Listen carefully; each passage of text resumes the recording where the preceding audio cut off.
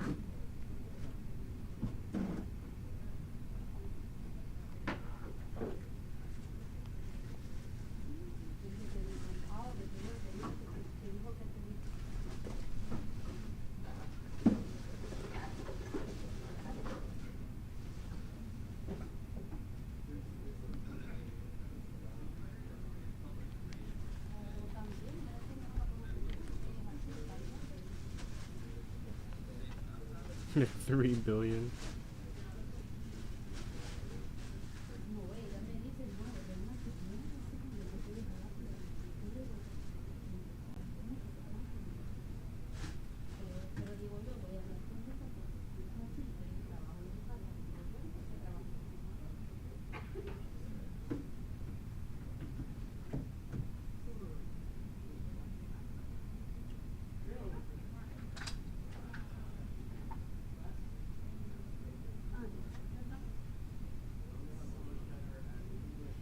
Hello, and welcome back to day number 19 of the 100-day game jam.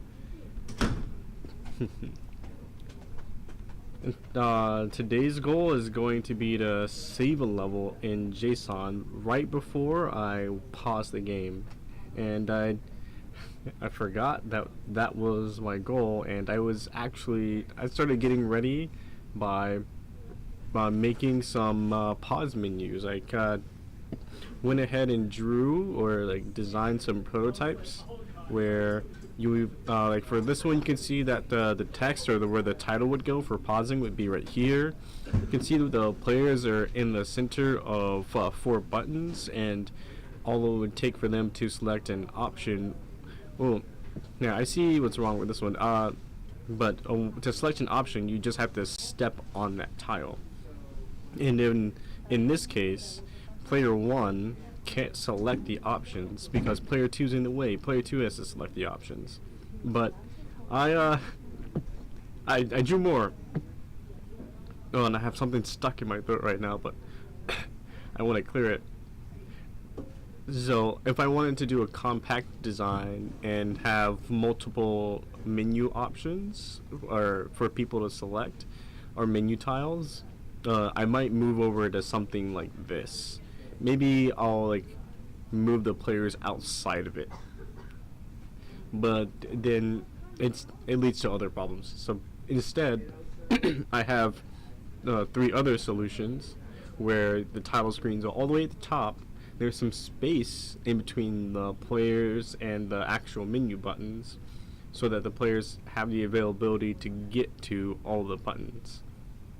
Now, right now, they're other than the resume button and the quit button, they say to be determined. I know eventually I'll add an options button and a level select button. I may even add a how to play button, but uh, like for now, this is what we get. Until I actually add those features in, I'll just keep those blank with to be determined. Um, for the player, they can say, I guess for each player, they can all it would take is two moves of the button, which can be a lot if you just quickly want to pause the game and like quit out of it. Like you're done with the game, or but I don't think it'll be too bad. Having to move your player to each button or to select the option. My say pending the player being able to I'm having to move quite far away to get to some of the options on the other side, and same thing for player two. But before any of that can happen, any of this can happen, I want to be able to save the state of the game. So when you pause, you're not losing all of the hard work that you did on level number one. So let's get into it. Mono. Yes. I know that this is going to be on the say a lot of work done in the JSON parser, or I feel like I'm going to be adding more functionality to the JSON parser. But I think if pulling it from an example is going to be fine. This is the type of file that it doesn't necessarily need to persist outside of the game, so it'll save it, but it'll like immediately destroy it once the level is loaded again. It doesn't. I know that it doesn't. When you close the game, that information does not need to stay there. That's what I'm trying to get at.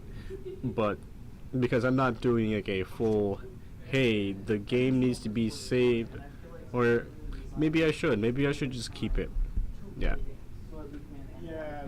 I'm probably just gonna keep it. Like, it wouldn't be too hard just to not do the work to delete it.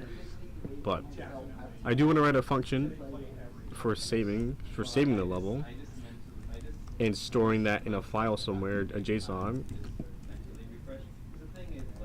So I'll write so I'm saving a JSON, or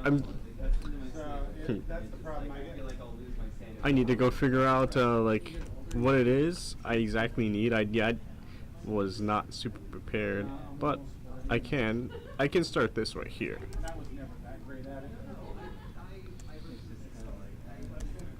I do know, I guess, the flow. I want to like pass in all of the tiles, so the whole grid. I want to be able to pass that in to a JSON and have a JSON just read and say, hey, put this object into the JSON, put this object into the JSON, and just make it a loop, really.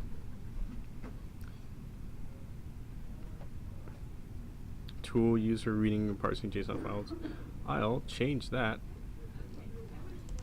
Reads and say loads JSON. the reason parses, it just reads the JSON file and returns it.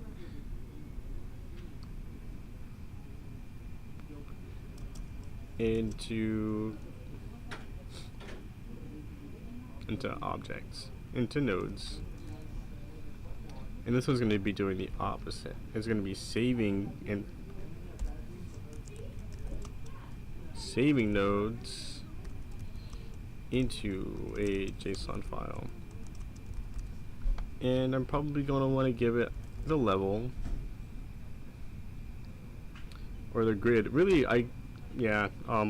is this a structure of all the nodes or container of all the nodes? Of nodes to be saved. There.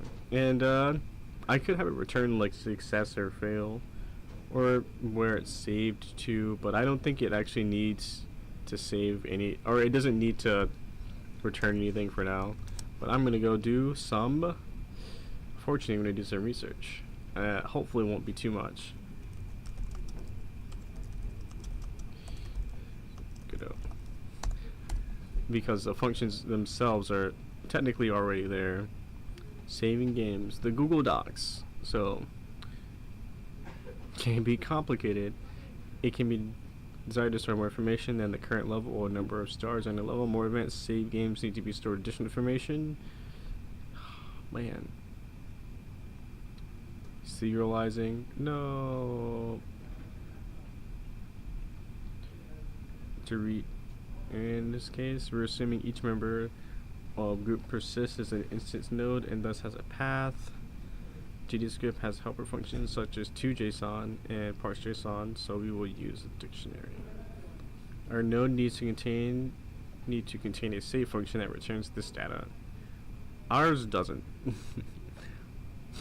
Ours can, for the most part, actually just store the enum variables, and it'll look very much so like this, but instead of having the player, it will have the enum value for that player, and instead of the wall, it will have the enum value for the wall. It'll just be a 2D array of numbers.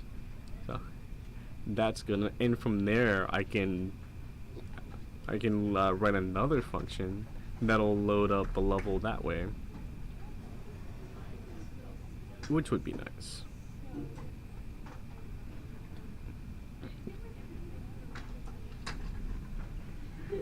It's covered in a file system tutorial. We need to open a file and write to it and then later read from it. Now that we have, yep. So file new.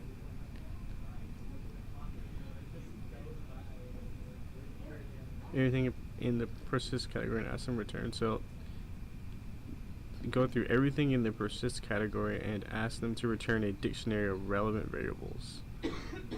And this right here is everything that needs to be saved, and say for every node it looks like. So I may have to write a function that looks like this. Oh, rather I can write a function that looks like this for saving each node and have each node individually save themselves. That's very object oriented. See, right now I have everything inheriting from, like, every tile basically inherits from this pawn, so writing it there would actually give it more use, which would make me happy. But I think each pawn's gonna need its own save function, because that they have their own variables that need to be saved, and it's basically just generating this struct, or generating this dictionary is the thing that's important.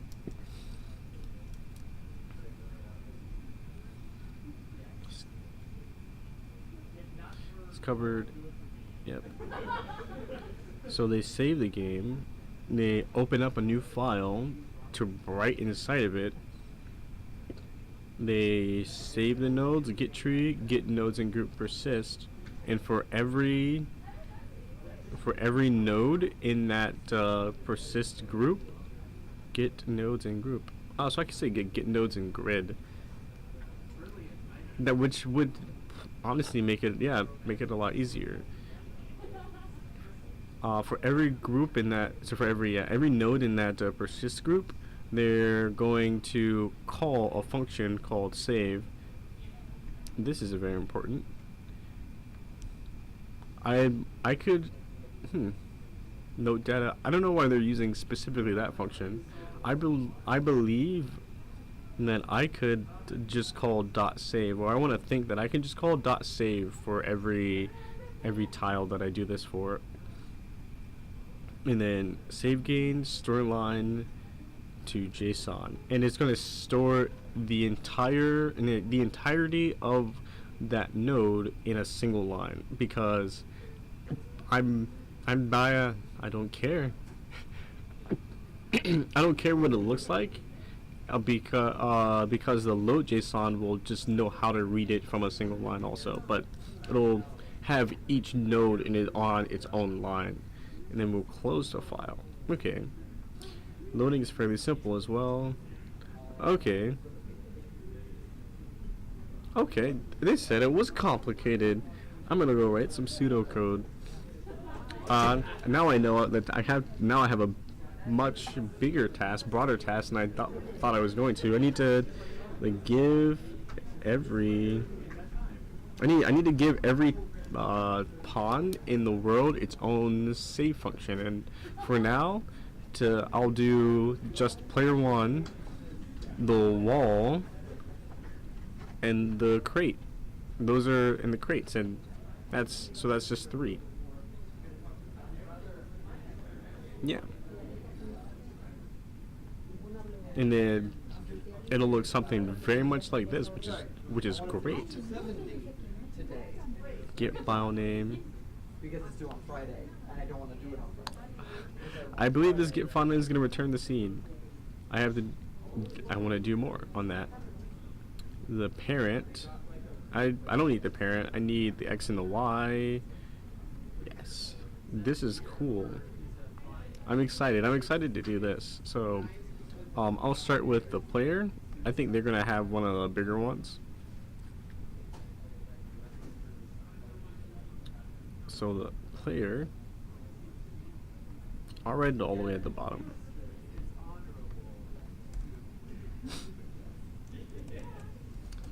Function called save.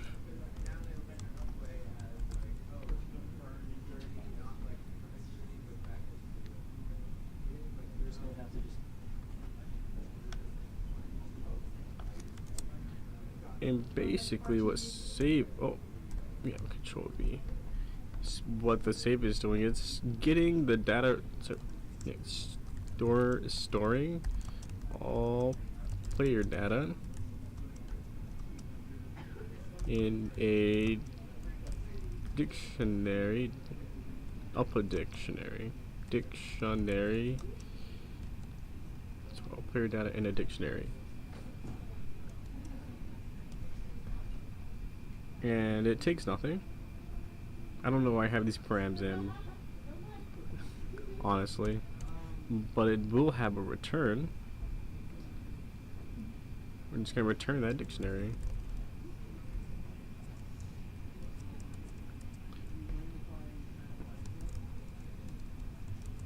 All player data, say, diction. As a dictionary, easy. So, for save data is a dictionary. How do I define that as a dictionary? I don't know. Or, looking back at the example, they use brackets. Okay.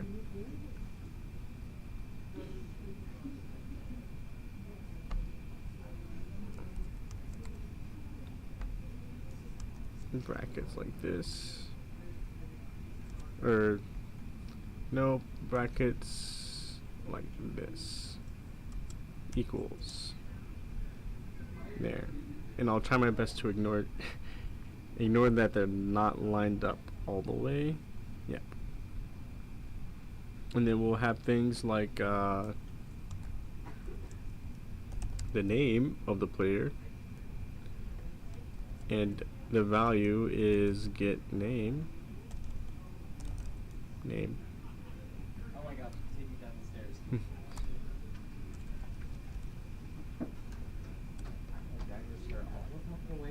I want to go and look at other information that I'm already loading for the player.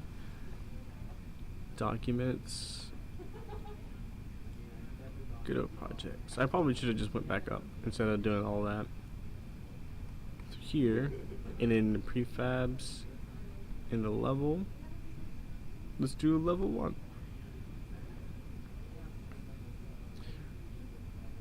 Name, path, type. So what I'll do is I'll just grab this.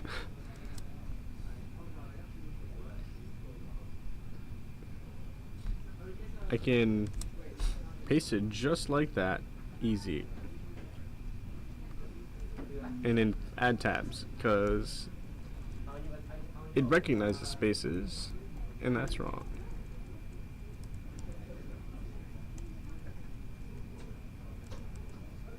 X, Y.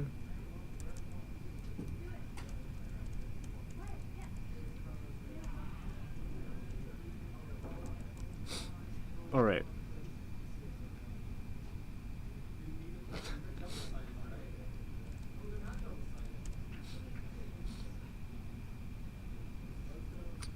We said that the path. Oh, too much.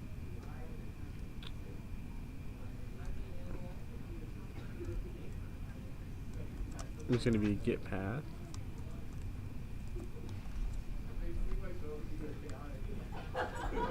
Yeah, I just like to make sure that my functions exist. Return absolute path current node. So only works the current node. It's inside the scene tree. I guess I'm saying I don't need that as much as I just need the name of the scene. Let me go back to that. This is all in. It's in the global, isn't it? Okay, node. Woo! I can probably control F in here. Look for scene. TSCN. Help? Okay. No, I can't. Add child.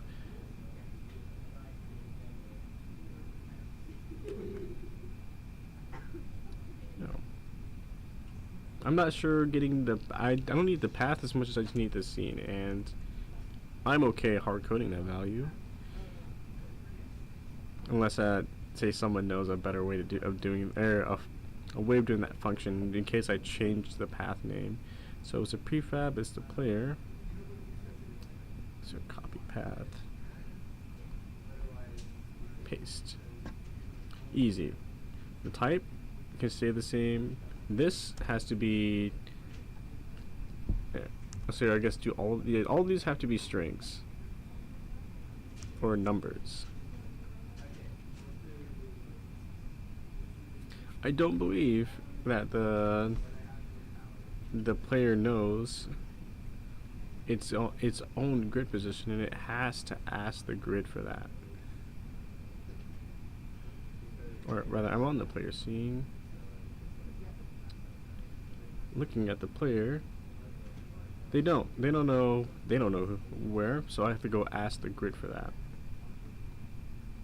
And that's going to look something like get parent. So I've done it before. Dot.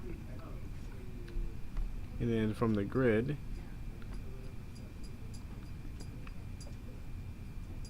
get pawn cell position.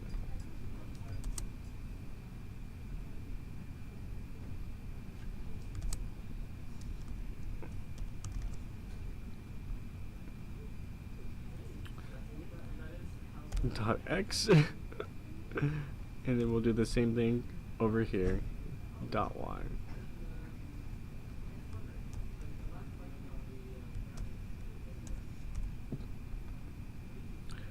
We have the ID, which is this one is. It's just something I guess I can ask myself. ID. And then the color is going to be. Where? It's called modulate. Yeah. Modulate.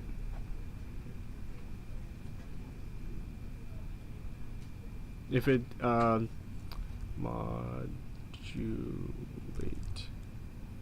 canvas modulate. Nope. Do I have to type in get modulate? Modulate. I'll just say modulate. And then I'll cast it to a string.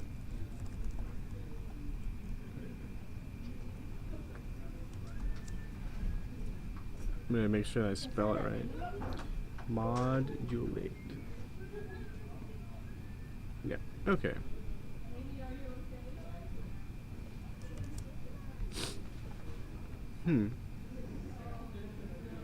Alright. I think that's it for the player. I am kind of worried that I'm calling get pawn cell position. And that's not very optimized. I could just have the players track their own, but I think it'll still be pretty fast. I'm not saving the game every frame. I'm only doing it on demand, so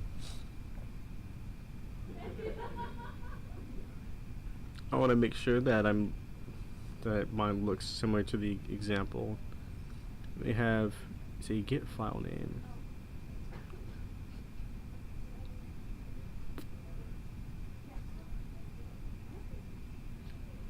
I'm gonna check that function out. Get file name.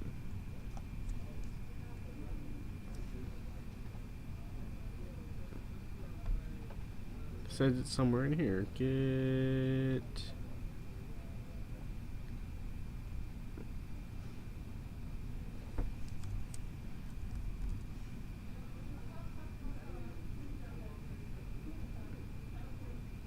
file name.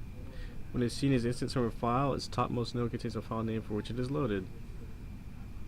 I believe you. Okay, it's just called file name. So I can use just file name. Cool. Path file name. Okay. Once we're done making that, we're going to return save data. Easy.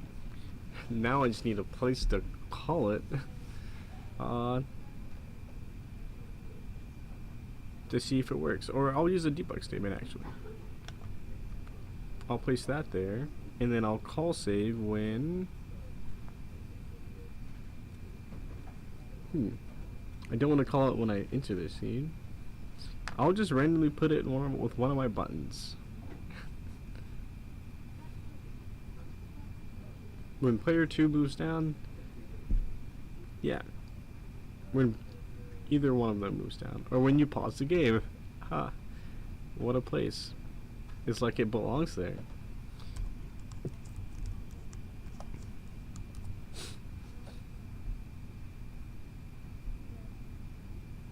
Okay, let's check out some of this information. So yep, I'm coming in, I'm playing the game, and you know what? I move a block, I'm like, okay, yeah, I'm pretty satisfied with where I was. Let's pause the game.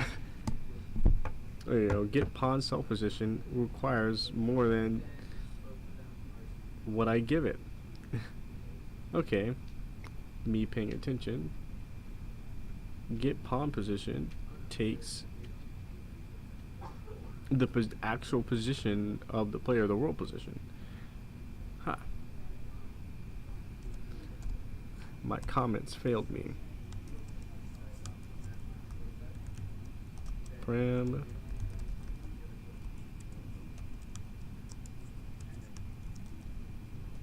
Global.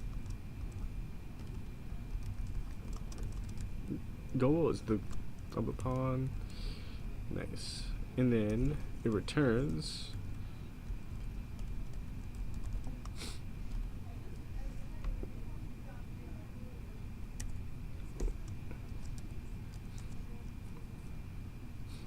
a vector 2, or oh, it returns the position the grid of the pawn is. Yep.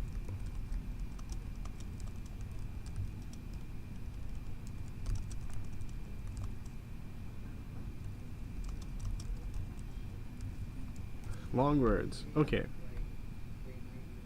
Let's try that again.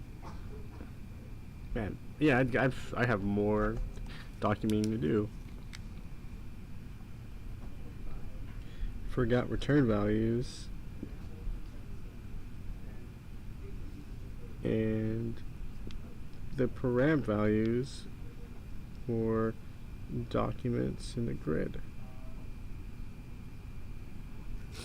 Alright. So I'm going to just pass in position.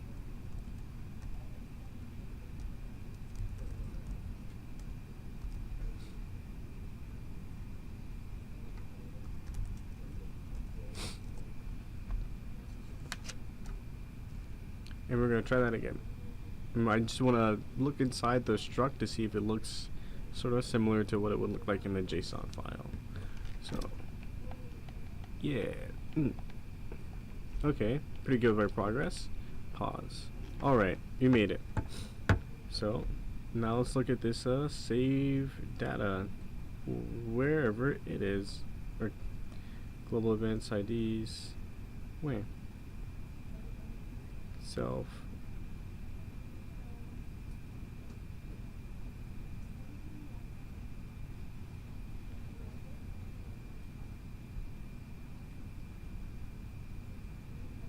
Okay, hover over it.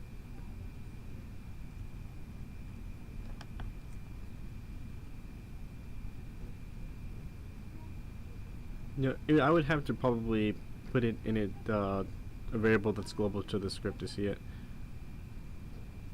But I'm gonna say, fuck it, this is good.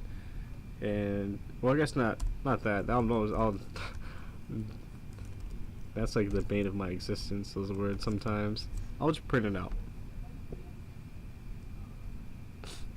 I'm not gonna be doing anything with it right now, but I'll print it out and see what I get. Pause. Yep, Y, X3, color. Nice. I'll say color has a bunch of pauses in it. The path is right. The type is right. The name of the player is right. The ID is right. I am playing player 1. I almost want to fix that color. Like, yes, that's right, but that is also kind of wrong.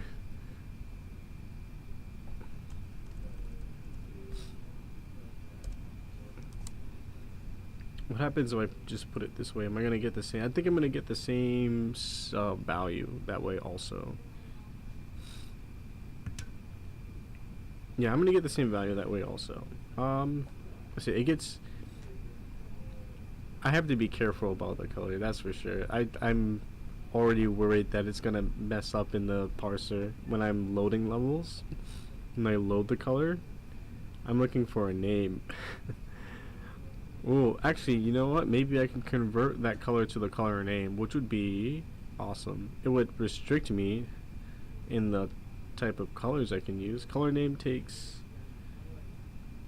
No, like the yeah, I just wonder if it converts. That would be cool.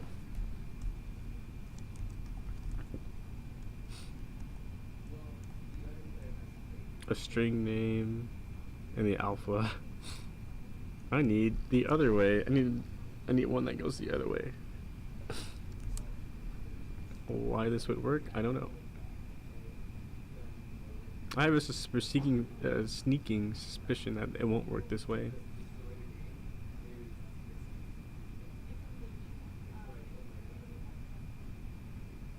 And I may have to leave the color out.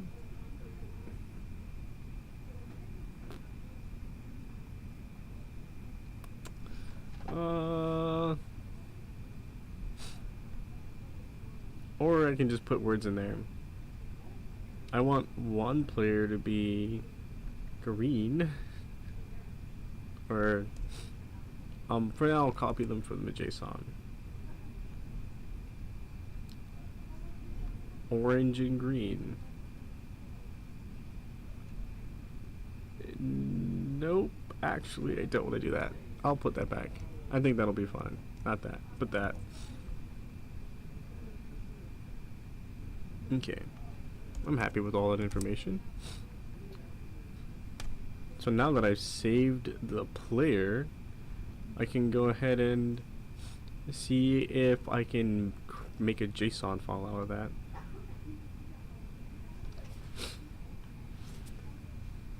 And to do that,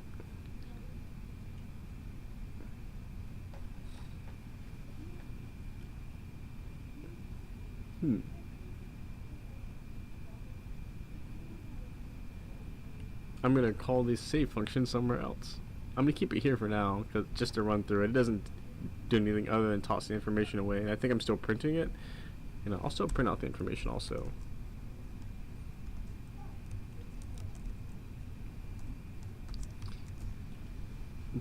But now,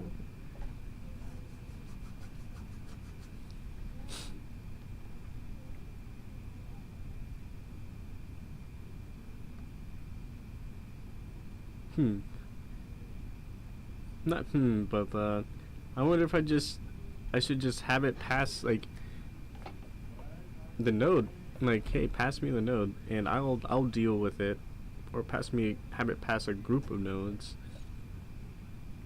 Yeah, basically, who's going to be calling this save JSON function? Right now, it is. I suspect that it's going to be my world or my level, because I have it already set up. So whenever I pause the game, it knows where to go and everything. JSON parser, create level from JSON. This one would just be like save the level in a JSON. I think that's really what's going to be happening here. So when the game pauses, we're just going to save it here, and it's going to be JSON parser.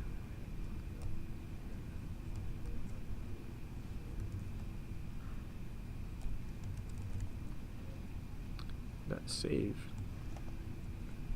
But I need to pass in all of the children from the grid, so I'll pass it in as get children, or hey, grid dot get children. There. That way I'm passing them all as a big old group, and I'll call all those children. Yes, looking like it's coming together. ISIS container of nodes to be saved. Absolutely.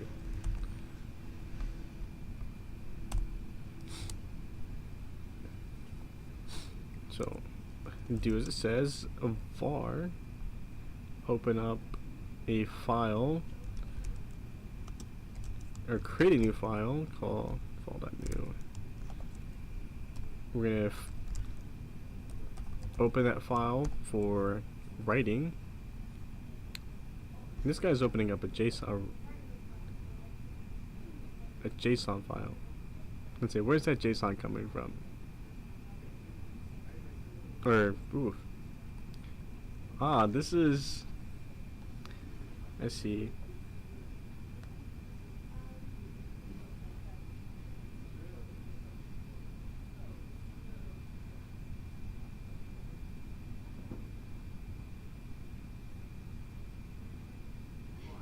I mean, that gets passed through.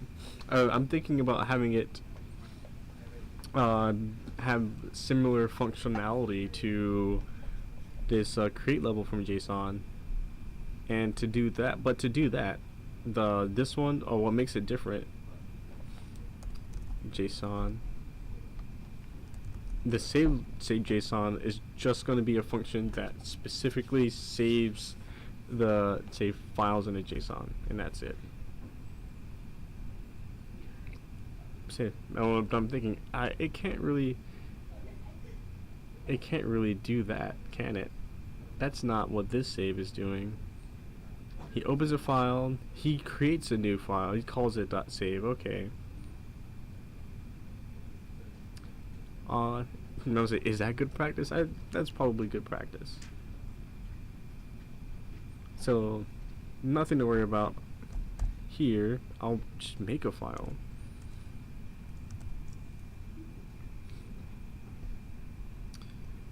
Res. Oh. File open it. It's going to be mad at me because it's.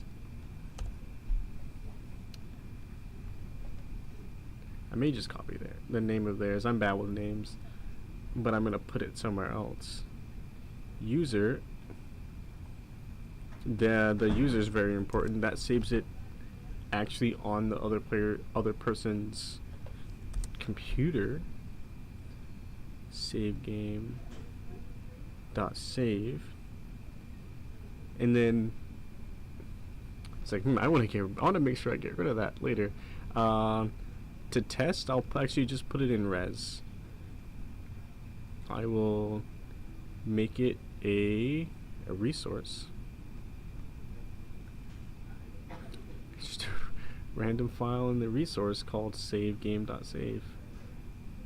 And we'll use that instead. We'll use that path instead. Later I will have to change it for when I'm actually shipping this to that user. That's something that I learned a couple days ago, or about a week ago, about having to port this to other systems and making sure that the information, that like the JSONs that I'm getting, are being saved in the right place. Res.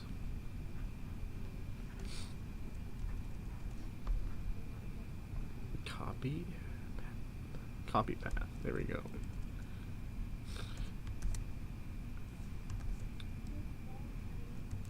Save data dot save. There we go.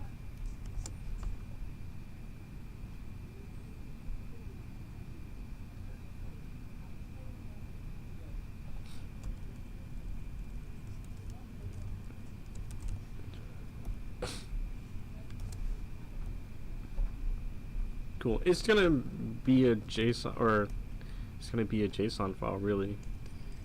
There's nothing special about it.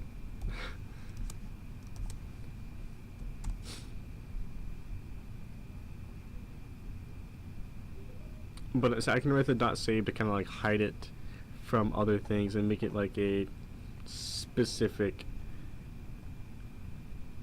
to make it specific. Okay, and then they grab all of the, or in file for write. Yeah, let's make sure not to forget that.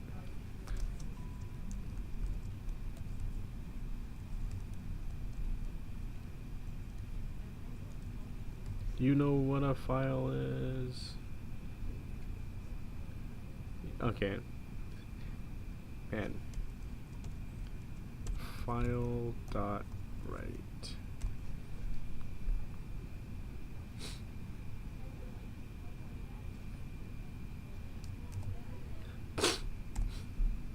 Now I can grab all of the nodes. That's really what I need. I still need the level.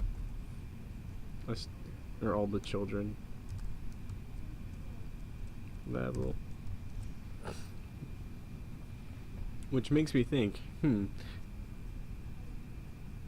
yeah, no, each individual one, I still need each individual. Like, can I have the grid do all of this? But no, I still need each individual one to do this. It's still on demand. I'm thinking about like optimizing it, because I'm going to be looping through all of the children every time they have to get their position, to get their X and Y position. And I'm doing it double the amount of times that I need to right now, because I'm saying do it to get me the X and do it to get me the Y, when I could just say do it, give me the position once. Man, if it becomes slow when I save, then I know where to fix it for sure. It's like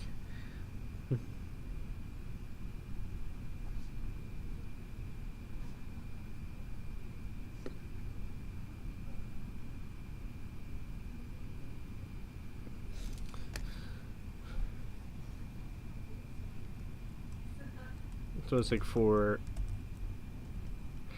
every tile in level, we need to do some stuff.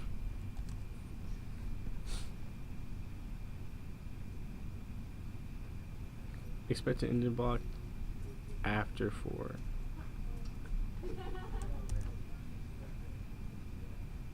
There. Do nothing until I go and read what this person's doing. They get all the nodes, they call that function, which I should just be able to call save. I want to actually look up that, like what that function is, why they chose to use that over just calling the function directly. Curious. Yeah. Call smell objects returns result, passes parameters, comma separate list. I honestly don't see why I would be calling this to call my stuff, but so instead I won't. Instead I'll just write directly using the save function.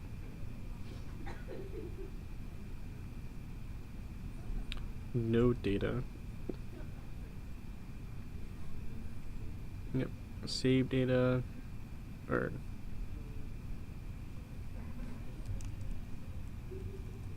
equals level or tile dot save JSON. Nope. Dot save.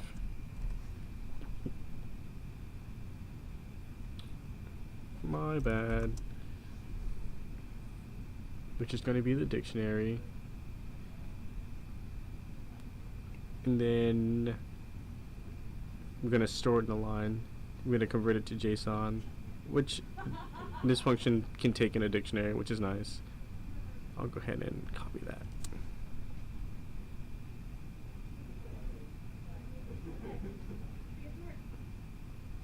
And go back to Godot. So instead of save game, ours is called file, or we're going to store a line to JSON. It's not going to be this node data, but just regular data. Unexpected indent. What do you mean? Okay, that's what you meant. And then once it's done, it says it wants to close the file.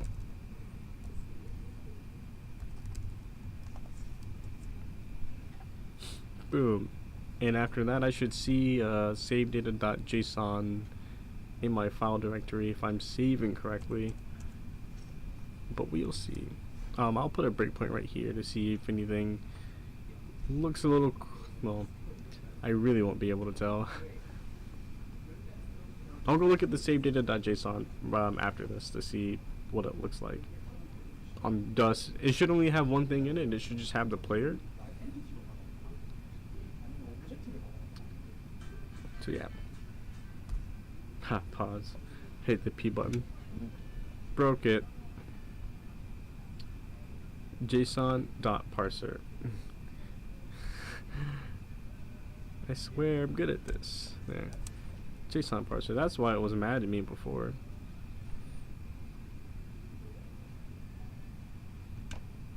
Non-existent functions save in base node. In JSON parser? No. I swear it exists. You know what? It's called save JSON.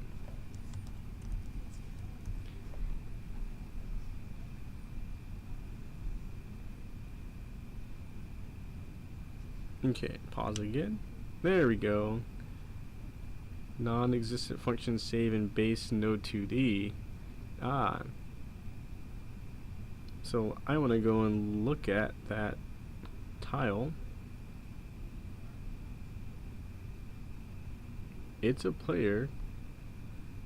It knows what saving is. I may have to call it the way that they were calling it before. That just I think that's just the way it has to be.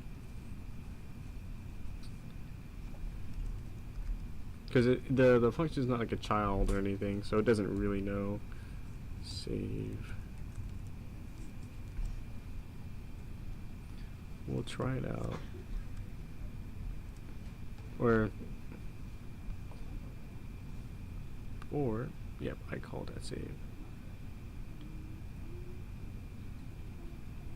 You better know what this function is. Pause the game. Oh, and start tile. Okay. I need to make sure that the function exists. I am actually starting to go through all of them, and it's gonna break if it doesn't know. How do I check if a function, if... Let's see, I wonder what call returns. Or, I saw. I'll look for some, I'll look at these really important functions now. Passes parameters, comma separate a list.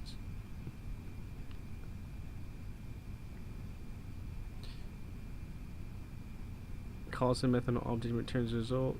Pass parameters as an array. Pass the calls method on an object during idle time returns a result. Yeah, I need to check if the function exists. Or maybe I don't. What if this has an empty save? Does that break it?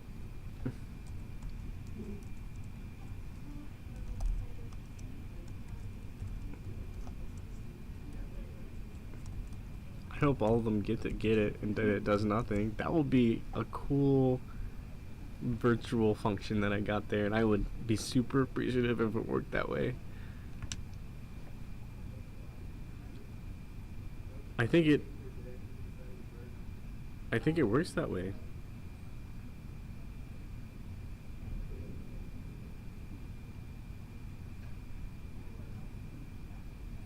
Let me absolutely, on the player, stop printing this. Or, it's fine to print that. What it's not fine to do is do it here. Stop doing it there. Let's run that again.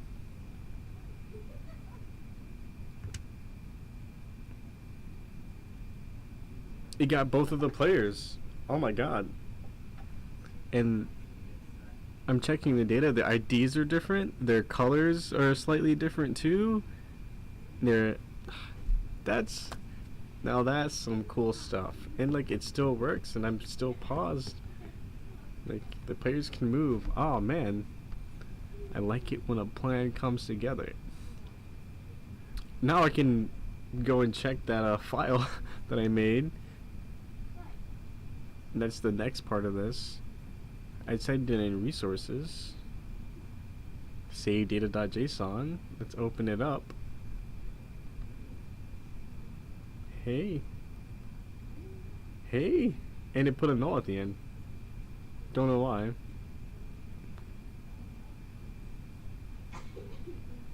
But that's it. So now I wonder if I can when I unpause, I can load the level back, or load the players back at least. It'll still have the clear board, but I have 10 minutes. I don't know if I want to start trying it right now and see if I can load them back in 10 minutes, because I think that would be awesome. But I'll give it 5 minutes of work. On pause.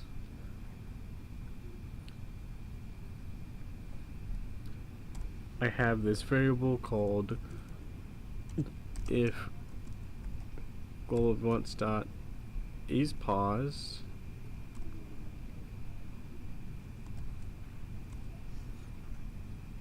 And we're just gonna load a level. We're gonna load that save data back in.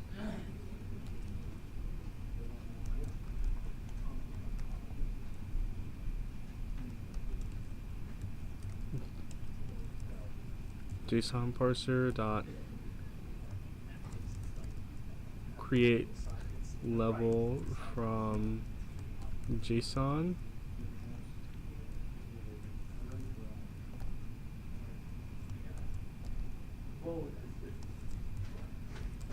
Resource slash. Let's see, man, why don't I just grab it from here? Control C. Control V. See you later. Okay. Yep, I'm just passing a string. And then this.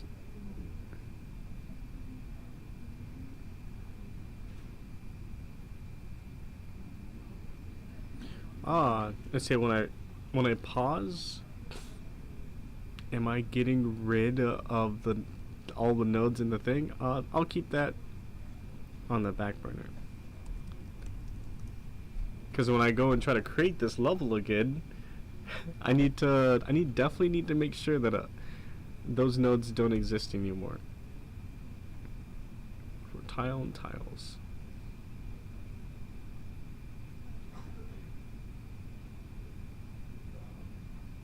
Yeah. Very similar to this one right here. Control C. Hey.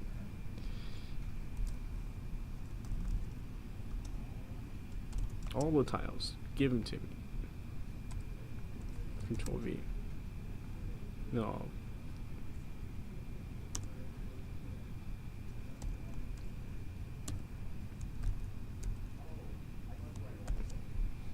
VR paused.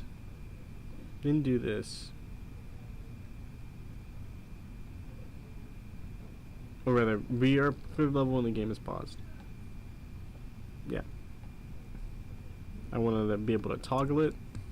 Other players getting too crazy about it. I don't remember if I really solved that. And I got some other stuff I need to do with it also. Man, 5 minutes of thinking and I'm already like, yep, this isn't feasible.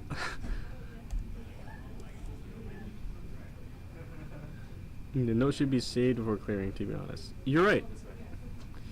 Actually, I'm gonna keep that note. I can just list some notes as I go. The game is paused. I'll load everything back up. I do want to make sure that I'm getting rid of the children. Or I am, because I'm clearing the board. Yeah, I'm thinking like, am I getting rid of the children when I pause? I am. So now when I if it is paused, the game was paused when you wanted to hit that button. Pause and pause. Then I can actually, after all of that, I can set the globals as pause.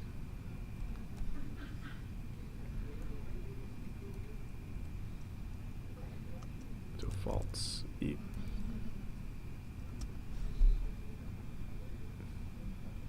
And then Control C. And up here, Control V to true. There. Clear the grid, and it's true. Okay. Let's see what happens. Oh, something got in my eye. Pausing? Paused and unpaused the game. Got it. It cleared everything. Pausing. Clearing the board. Pausing. Unpause the game. I feel like I put some code for pausing the game in here somewhere. I feel.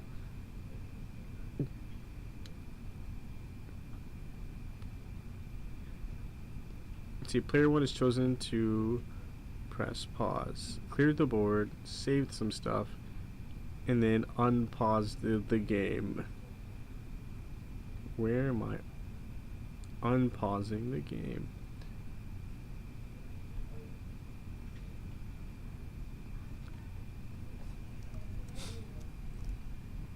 I just told Jaden, he's like, oh, she's working on it.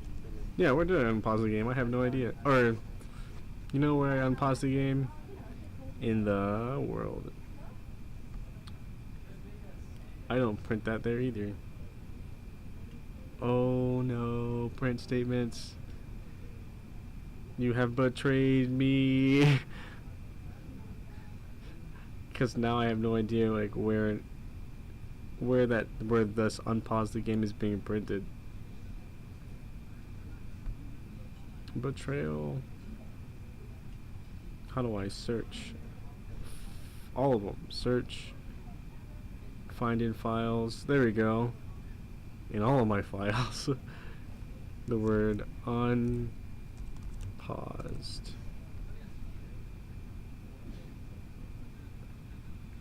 In the UI. What are you doing, UI? You have some logic here for pausing, don't you? Okay. Hey. If it is paused, set it defaults. Okay, I see.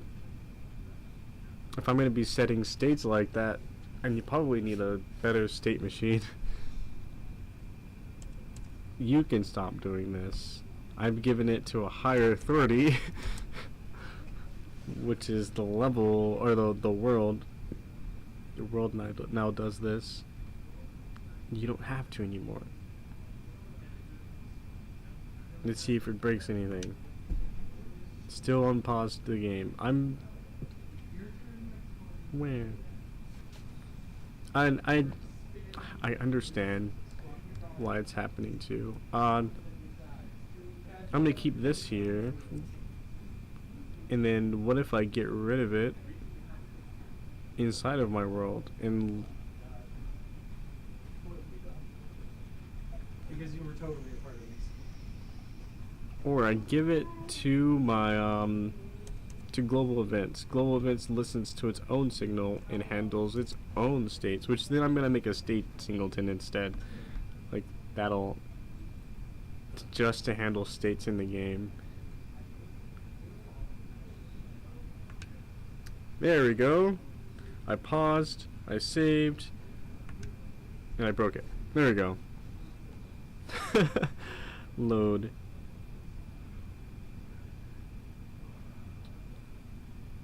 Invalid get index path.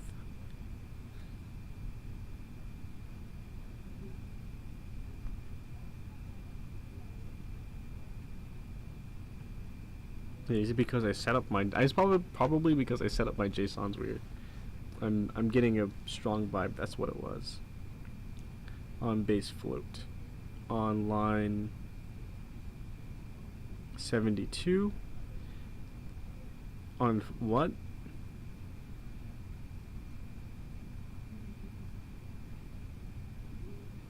That actually doesn't make any sense.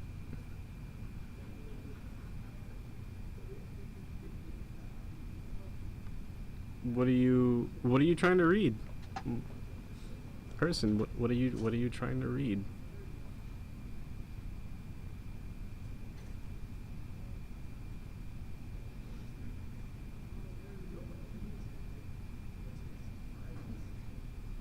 Because there's no floats there. Restart.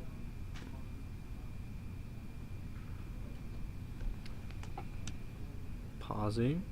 Saved some information. Yes. Unpause. Invalid path. Oh.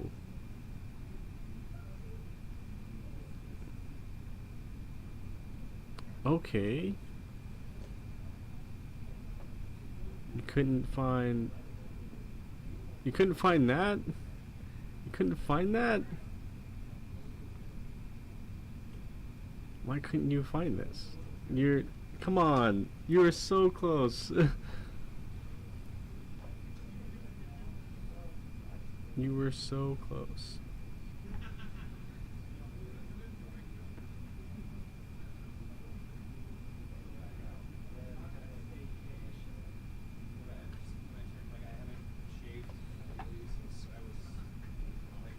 So close. I feel like it's doing that because it's trying to. Actually, yeah, I have no idea why it's trying to do that. Like on base float. Like this is a string, man.